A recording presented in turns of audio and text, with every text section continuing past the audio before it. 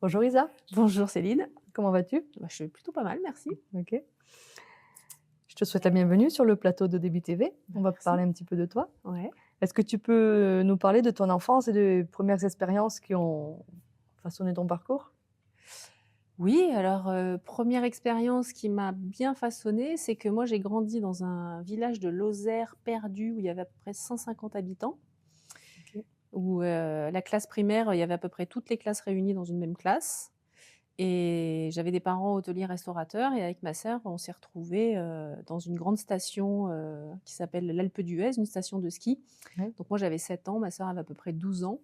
Donc le gap a été assez, tu vois, un côté rural, hyper rural et puis même si c'est la montagne, c'est quand même des grosses stations, c'est assez industrialisé OK. et bon, je suis arrivée avec un accent bien trempé de Lozère et sans savoir faire du ski en plus, tu imagines le truc et bah, les enfants de la montagne, eux, faisaient du ski tout le temps, Oui. donc se moquaient de mon accent, voilà, donc ça a été un peu un premier truc qui m'a impactée et puis j'ai vite compris qu'il fallait, que c'était important que je fasse ma place OK. et que ça passerait, par leur référence qui était le D'accord. ski et OK. donc je me suis mise à faire du ski, beaucoup de ski et à essayer de gravir les échelons, OK. sportivement. OK. Voilà.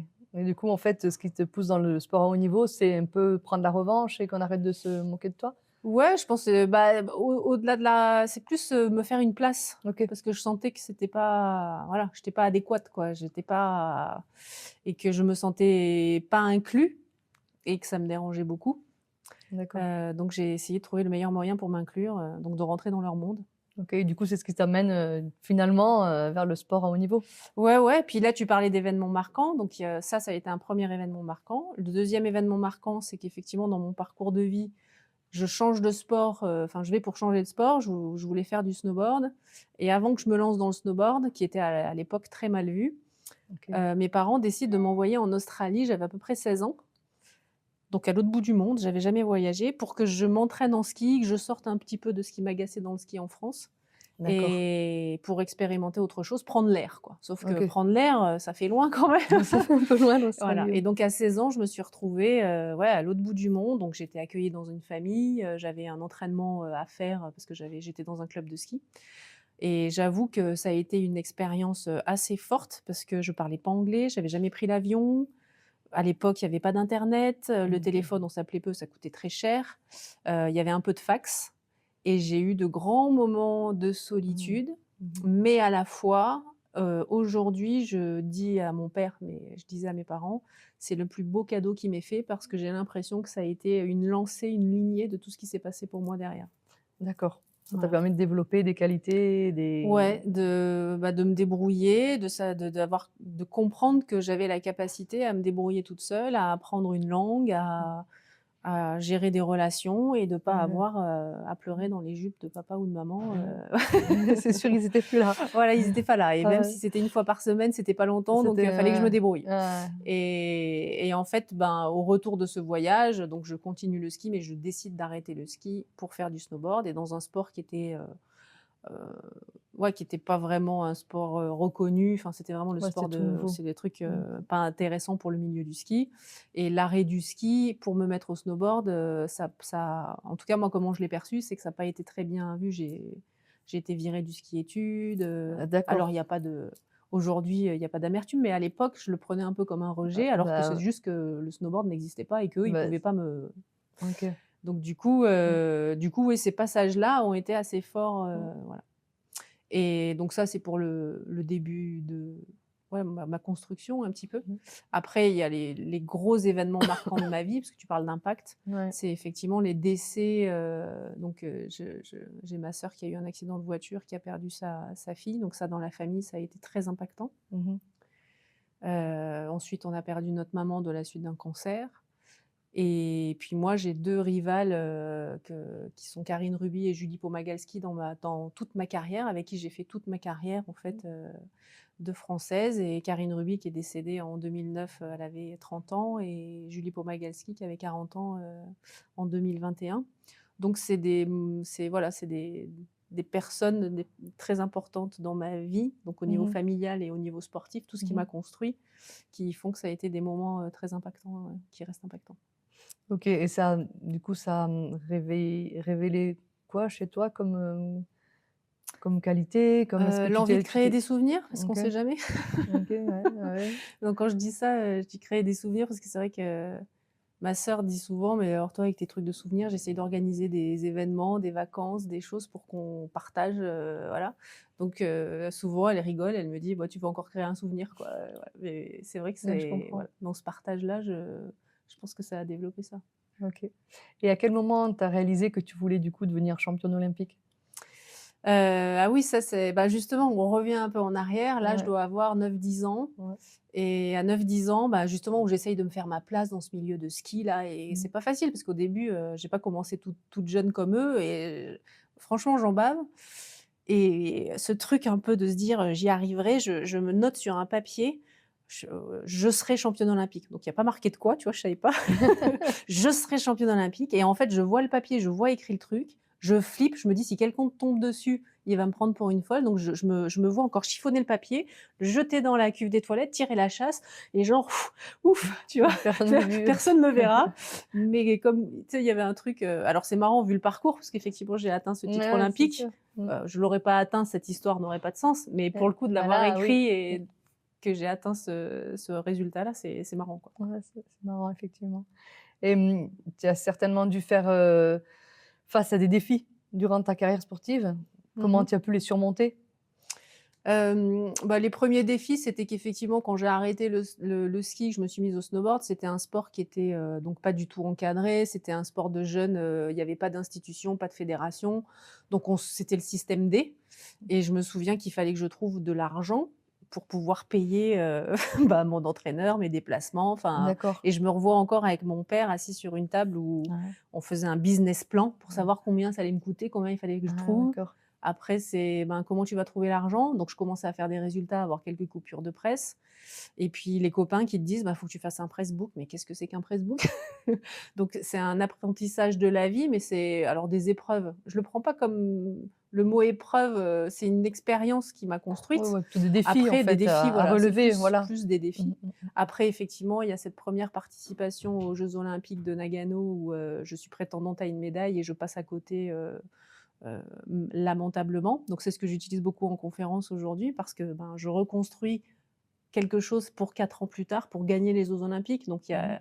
il y a ce passage à côté de quelque chose où tout est fait pour réussir et finalement je passe à côté. Qu'est-ce que j'ai à comprendre de ça? Donc c'était Oui. une très bonne étape, une très bonne expérience de vie et comment je reconstruis pour finalement, parvenir à obtenir le titre olympique. Donc et justement sur quoi tu t'appuies pour Bah, rebondir? justement, C'est sur quoi ça? je m'appuie, c'est que là, je commence à m'entourer, donc de psychologues, préparation mentale, D'accord. de thérapeutes, parce que après je suis très sensible, aux accompagnements, ce qu'on appelle soft skills et le bien-être de soi, en fait. Depuis toute jeune, je suis sensible à ça. D'accord. Mais donc là, dans mon parcours sportif, ben, comme on n'a pas d'institution ou de fédération qui pourrait à l'époque avoir un frein par rapport à ces accompagnements-là, bah, du coup là, j'ai le libre loisir de payer qui je veux pour m'accompagner ou de demander à qui je veux. Et là, je découvre, en fait, tout un monde d'exploration de soi, de ses freins, de la compréhension de soi, de son parcours de vie, de les influences ou les incidences que ça peut avoir, aussi, la famille, l'histoire familiale, et donc effectivement, je vais creuser dans qui je suis, en plus de m'entraîner à côté pour Mmh mh. aller vers ce qu'on appelle en sport une sorte d'alignement, quelque D'accord. chose Mmh d'assez mh. juste pour Mmh mh. soi, Mmh. juste pour ce qu'on a à faire, là, ici et maintenant. Et effectivement, tout ce travail qui a été fait, bah, suite à cette chute, hein, qui a été, Bien sûr. mon plus bel échec, parce que, Et la finalement, ça la t'a la permis ouais, c'est de ça. rebondir sur autre C'est chose. une phrase Mmh. de Paolo Coelho qui dit ça, c'est: «La chute n'est pas l'échec serait de ne pas se relever». Je crois que C'est ça, ouais. je sais plus qui disait ça. Et donc effectivement, c'est tellement ça. Donc du coup, je me reconstruis, en changeant aussi mon environnement de préparation, parce que je m'entoure de beaucoup plus de compétences. D'accord. Je crée une équipe autour de ce projet olympique, donc qui change totalement de l'équipe que j'avais avant, parce que j'avais pas d'équipe, c'était moi, mon entraîneur, on était 2, j'étais en contrôle de tout et manque de feedback, manque Bien de sûr. Mmh. regard, manque Mmh mh. de et effectivement, le fait de prendre conscience de mes besoins, de comment je voyais les choses, de qu'est-ce qui m'animait, qu'est-ce qui était important pour moi, me permet de créer une équipe de compétences pour construire un projet qui est mon projet olympique Mmh. et tout le monde a son rôle à jouer avec les interactions qu'on a à jouer ensemble et on parvient à réaliser, ce projet qui est d'obtenir le titre de championne olympique. OK, OK. Et du coup, ben, ça a quoi comme impact d'avoir été championne olympique? Quel est l'impact sur ta vie personnelle, sur ta vie professionnelle? Comment tu le vis après? Qu'est-ce qui se passe pour toi? Bah, alors c'est un changement, un très gros changement parce que tu passes de quelqu'un, complètement lambda, même si je suis toujours lambda aujourd'hui, mais à ce moment-là, c'est le fait que tu sois lambda d'un sport inconnu presque, et tu mis en lumière. En plus, tu remportes, je crois qu'à cette époque-là, il y avait que 3 ou 4 médailles, d'or olympiques pour la France, donc il y a on remarque, fortement, donc je passe dans pas mal de médias. Bah, de là, je suis contactée par des entreprises pour faire des conférences D'accord. sur, OK. des thèmes liés, aux performances sportives, aux objectifs et tout ça. Et en fait, je sens que dans les prestations que je fais, il y a un truc qui colle pas.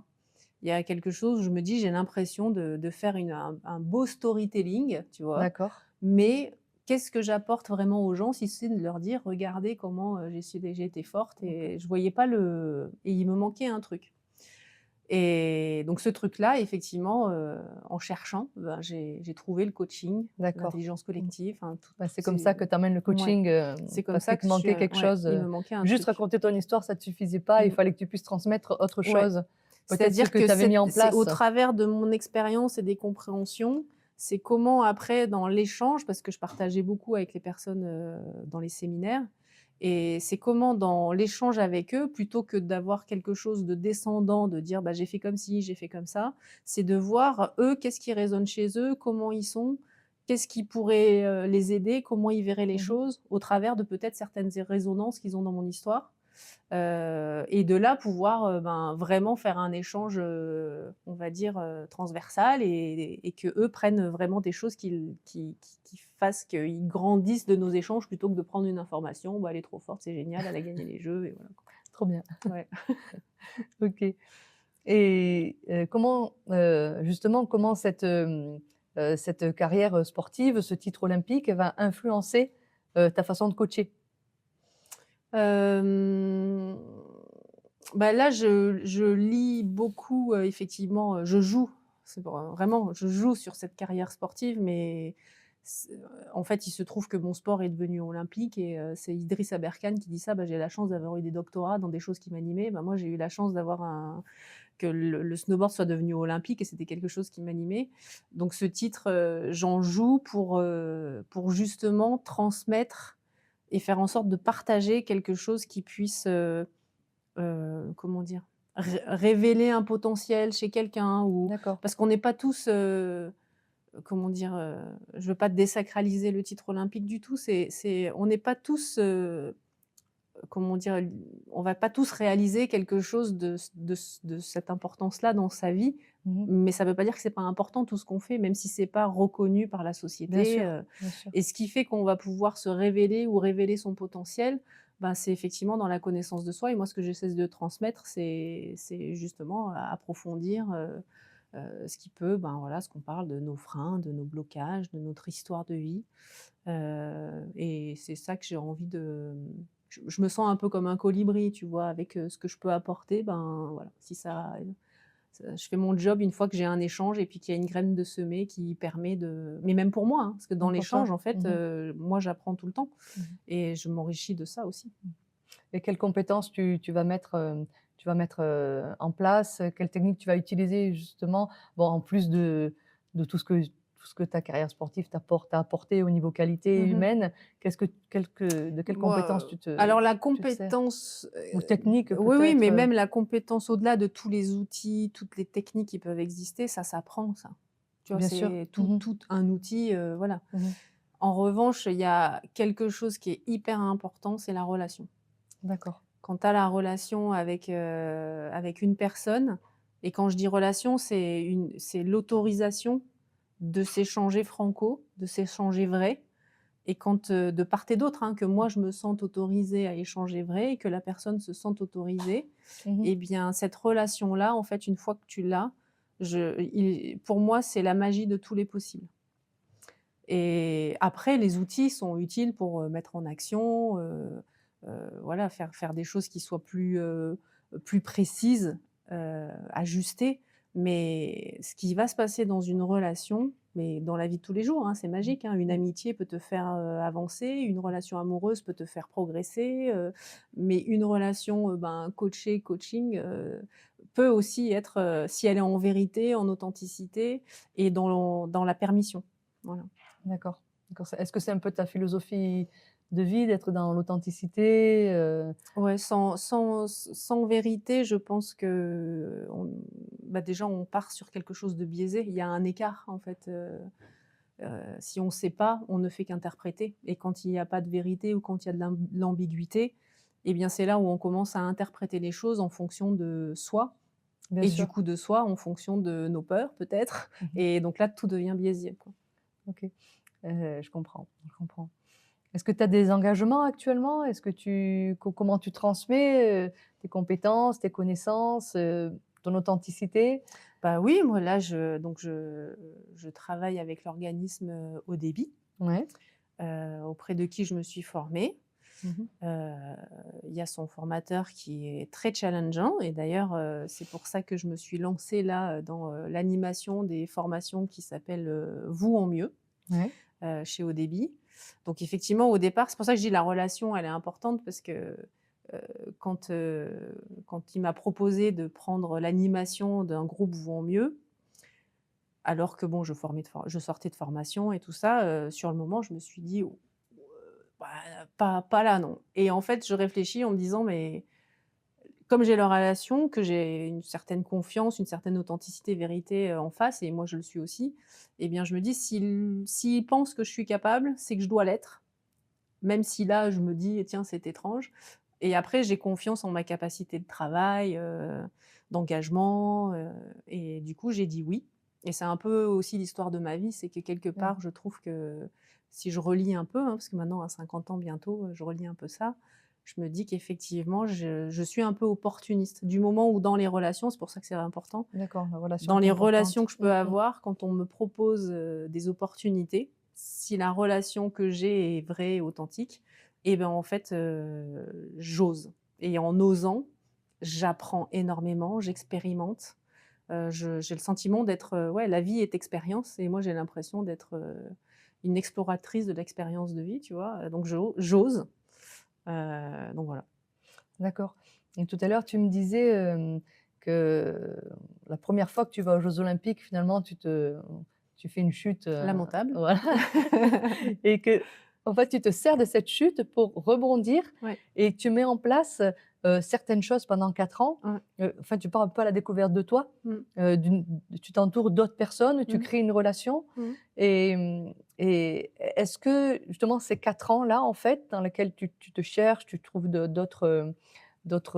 rencontres d'autres défis, tu vas chercher d'autres compétences, heu, en quoi est-ce que ça te sert aujourd'hui dans tes coachings, peut-être le fait justement d'avoir relevé ce défi de faire vous en mieux? Mmh. Mmh. Qu'est-ce que tu as révélé dans ces 4 ans-là qui te sert aujourd'hui? Tout, je dirais tout en fait, tout ce que j'ai compris, tout ce que en fait, ce que je comprends, c'est cette expérience, c'est ce que je disais tout à l'heure en fait, heu, soit je gagne, soit j'apprends. En gros, c'est ça, c'est D'accord, Nelson Mandela qui disait ça.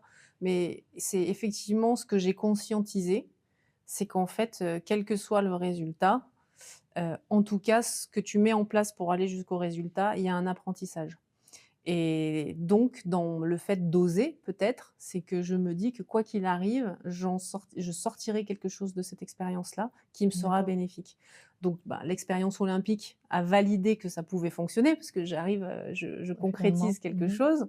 Donc tout ce que j'ai expérimenté, parce que sur ces 4 ans, il n'y a pas que eu du bip bip, hein. C'est pas parce que j'ai pris conscience de plein de choses sur moi que ça a été 4 ans, où ça a été le top pendant cette remise, sur pied. Il y a eu des courses qui ont été ratées, des Bien championnats sûr. du monde, enfin, il y a eu des déceptions et tout ça, mais à chaque fois, j'avais ça de plus. J'avais ça de plus, ça de plus et finalement aujourd'hui, enfin depuis que j'ai arrêté ma carrière, j'avais une trentaine d'années, Je prends la vie comme ça. J'ai fait plein de métiers avant de vraiment me consacrer au coaching parce que je D'accord. j'osais pas me dire qu'on pouvait vivre de ça. Mais je pense que ça, c'est une croyance, comme mon père, quand, il m'a vu faire du snowboard et que je gagnais ma vie avec le snowboard, il y croyait pas, hein, en tant qu'artisan, c'était pas possible, de commerçant, pardon.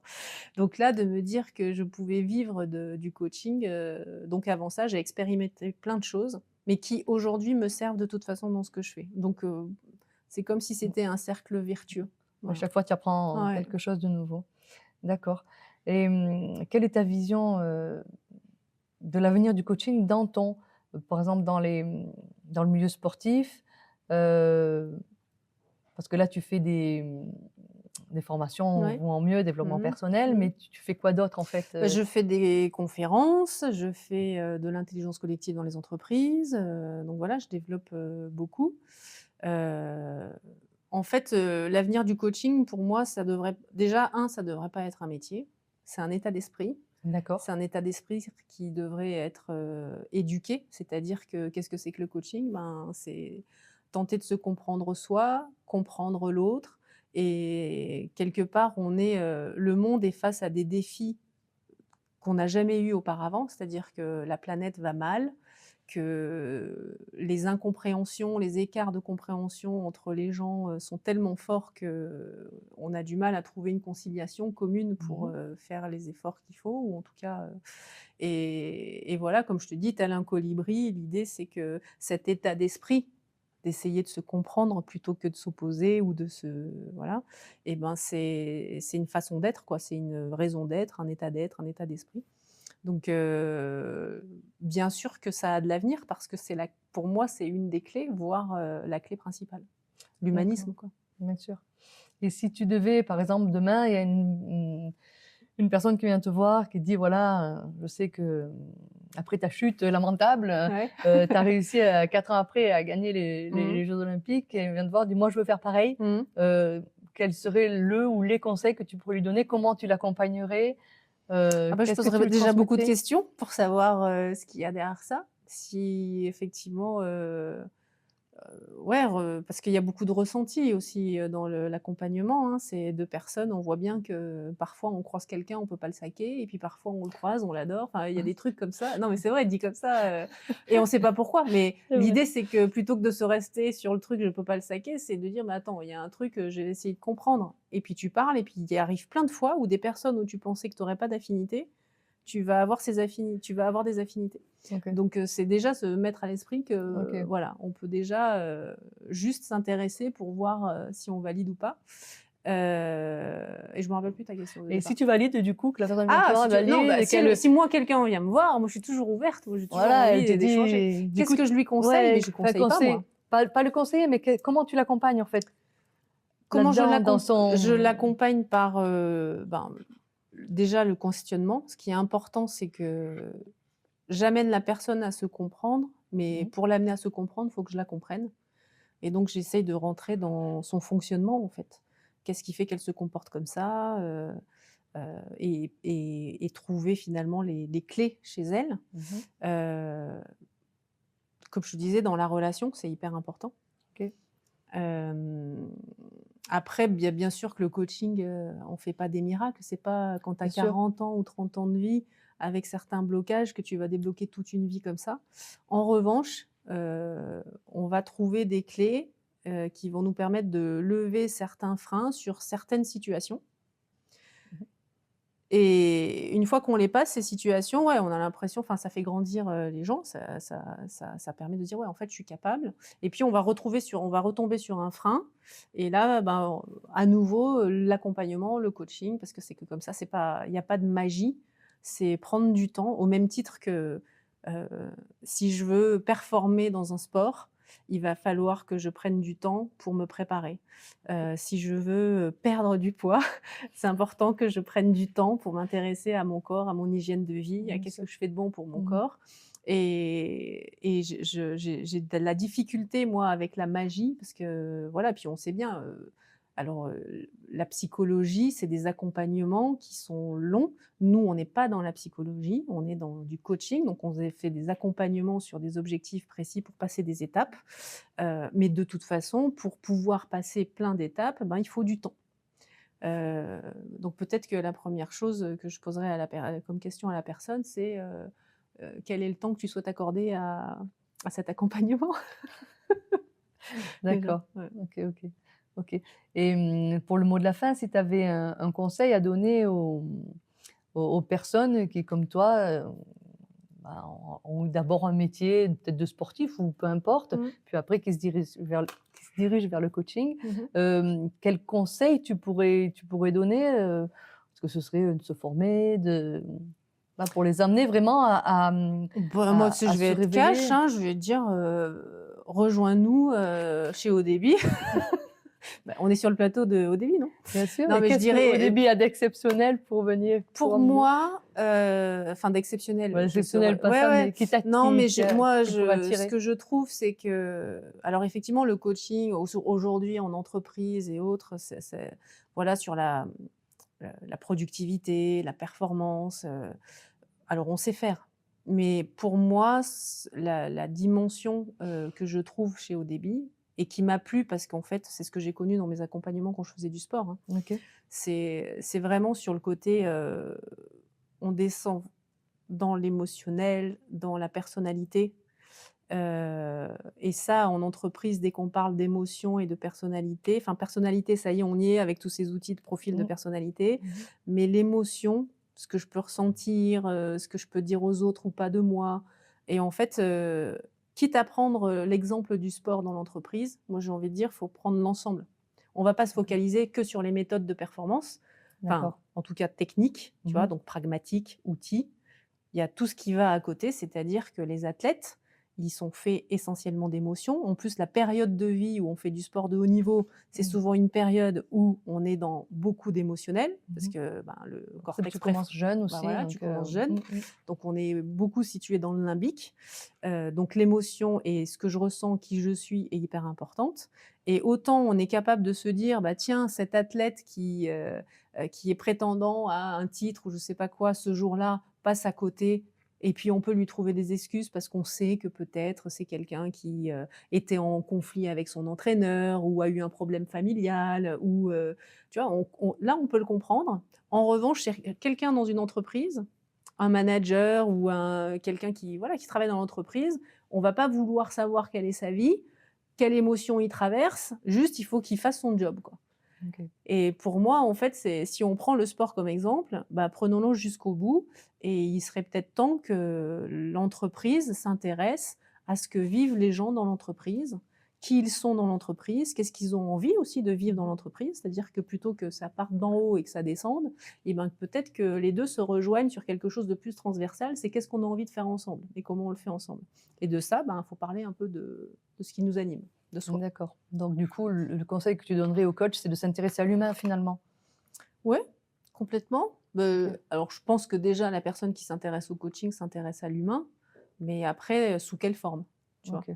Donc déjà venir se former chez Mais oui! ODB et puis s'intéresser à l'humain. OK. Oui, puis en plus on passe des bons moments alors c'est cool.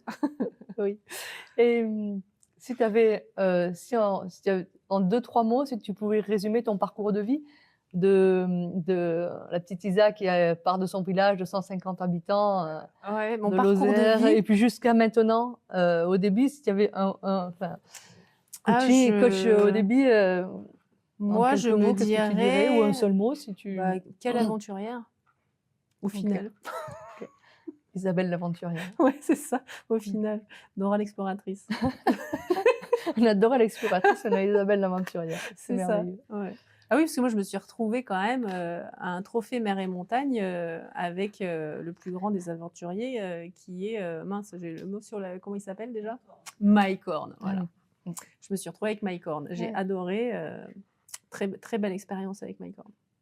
OK. Bah, écoute, je te remercie Bah, merci à toi. pour ce bel échange et puis, je te dis une prochaine fois. Oui, avec plaisir.